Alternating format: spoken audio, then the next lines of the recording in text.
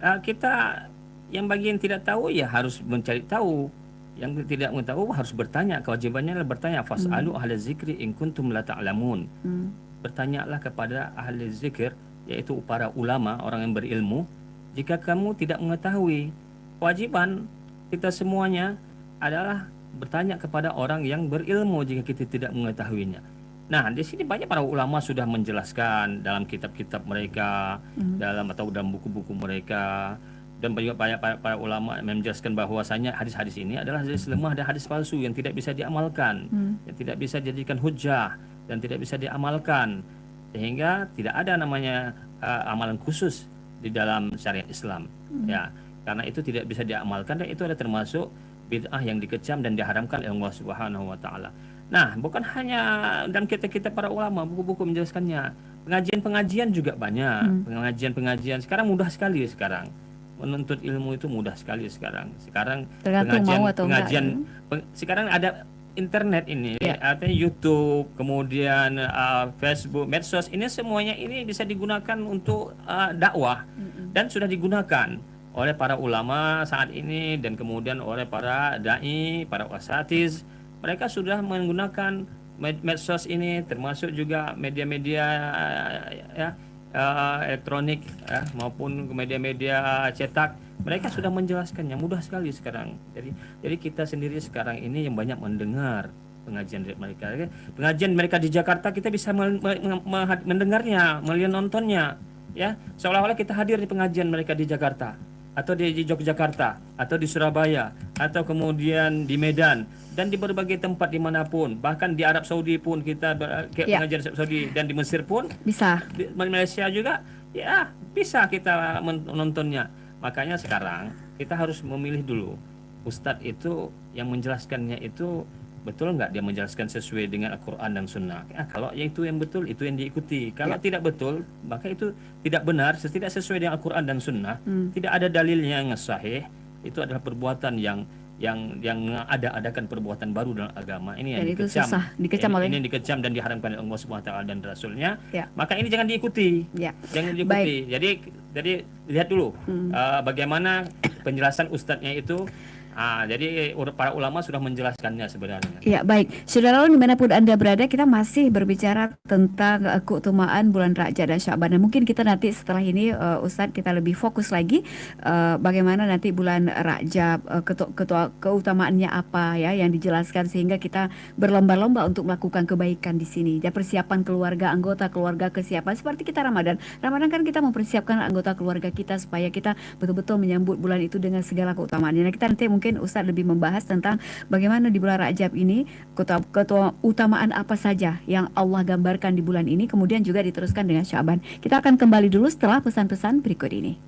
Baik saudara dimanapun Anda berada, terima kasih Anda masih bersama kami di 90,2 Serambi FM, masih bersama Dr. Yusran Hadi. Hari ini kita berbicara tentang amalan-amalan yang dianjurkan atau apa saja yang harus kita lakukan di bulan Rajab maupun bulan Sya'ban.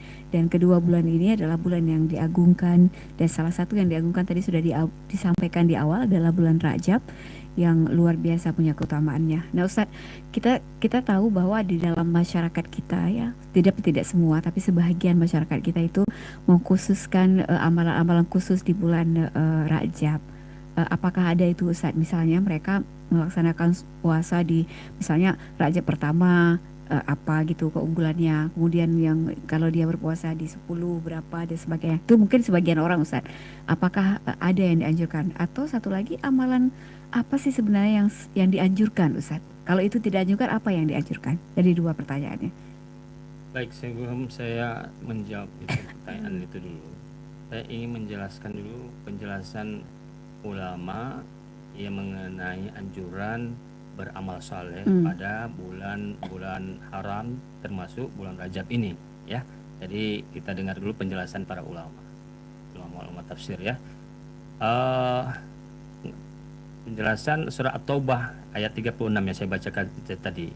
Imam Ibnu Jarir At-Tabari dan Imam Al-Hafiz Ibnu Katsir rahimahullah telah menukilkan tafsir Ibnu Abbas, seorang sahabat Nabi SAW, ya, yang wafat pada tahun 68 Hijriah radhiyallahu anhuma, dan tafsir Imam Qatadah, ini seorang ulama tabi'in yang wafat tahun 118 Hijriah, mengenai ayat 36 dari surat Taubah yang saya jelaskan tadi, yang saya bacakan tadi.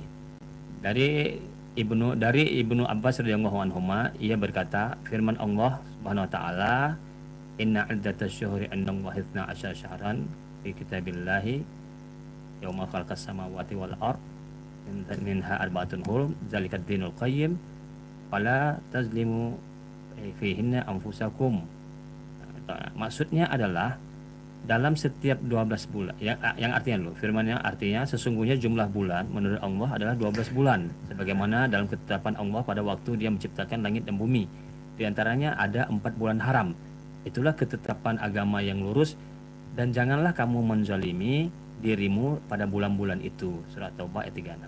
Kata Ibnu Abbas radhiyallahu anhu, maksudnya adalah dalam setiap 12 bulan. Maksudnya dalam setiap 12 bulan, ya, lalu Allah mengkhususkan 12 bulan itu dengan 4 bulan. Maka Allah menjadikan 4 bulan tersebut sebagai bulan haram, membesarkan pengharamannya, menjadikan dosa pada 4 bulan haram ini lebih besar dosanya, dosa maksiat. Ya, tadi udah Dan sampai. amal soleh dan amal soleh dan pahalanya juga lebih besar.